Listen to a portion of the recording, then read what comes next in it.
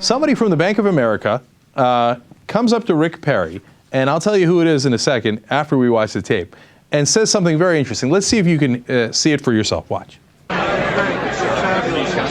of America, we will help you out. If you didn't hear it, it said, Bank of America. Guy says, I'm from Bank of America. We will help you out. And it's really interesting because he comes in and out. He doesn't have a long conversation. They're at some sort of New Hampshire politics and eggs breakfast. Just furtively comes up and says, Bank of America will help you out. Hey, don't worry, man. We got your back. Well, they certainly do. Bank of America has already given $125,900 to Rick Perry's PAC. And as you can see there, they're looking to give him a lot more if they can. It's a way that they go and tell Republicans, hey, you play ball and everything's going to be all right. By the way, they know the right guy to go to. Rick Perry is to the right of Mitt Romney in supporting the banks. He says there should be no regulation checking the banks at all. Now that sounds insane. He couldn't have possibly said that, right? Well, he wrote it in a book. His book that came out 9 months ago called Fed Up. He says, I mean, he's got a world of insane ideas. There should be no Social Security or Medicare. Those are unconstitutional. All of the EPA's actions, including the Clean Air Act, is unconstitutional. I've got more on that in a clip for you in a second.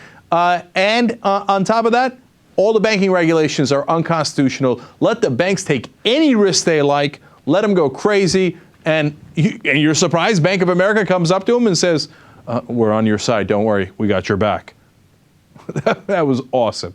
Now, listen to Rick Perry on what else he thinks is unconstitutional. I don't think the federal government has a role in your children's education. It truly is an interesting, those of you who, I know there's just probably a few of you in here who have not read my book, Fed Up. But I talk about the intrusion into our lives by the federal government in a host of different areas. Education is one of them. Education is one of them. He would remove all federal funding from education. That means Pell Grants, gone. You want to help and go to college? You've earned it. You've gotten good grades. You're ready to go?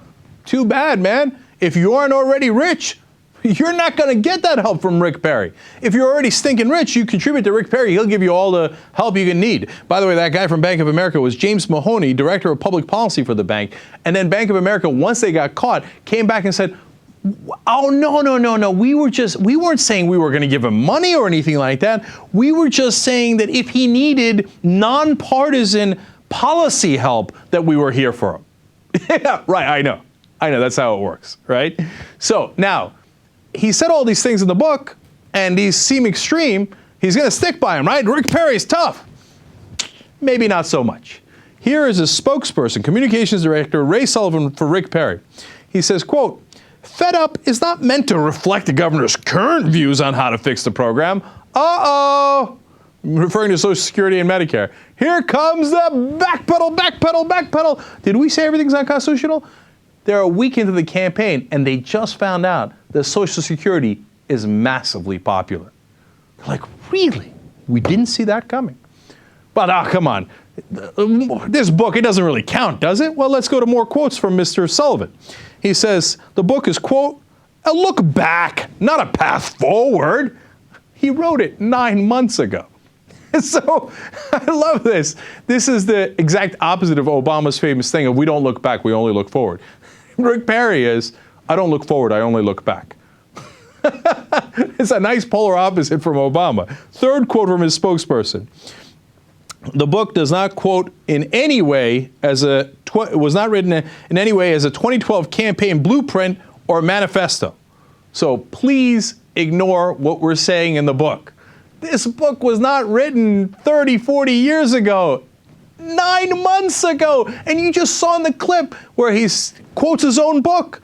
In fact, he's been quoting the book and doing book signings, etc., and saying, hey, you know what? If you want to know my policies, pick up the book. Until last Sunday. And then come to find out, what? Social Security is popular?